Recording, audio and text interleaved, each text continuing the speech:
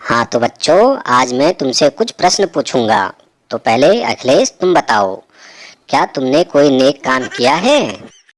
जी गुरुजी, किया है। एक बुजुर्ग धीरे धीरे अपने घर जा रहा था। मैंने उसके पीछे कुत्ता लगा दिया।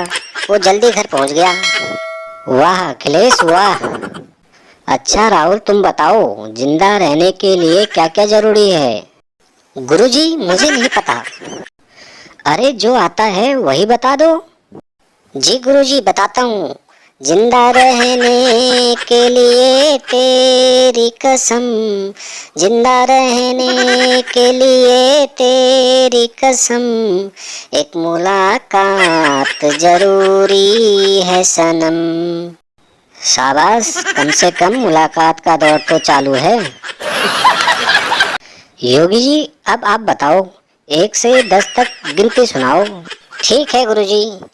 1, 2, 3, 4, 5, 7, 8, 9, 10। योगी बाबा 6 खा गए क्या?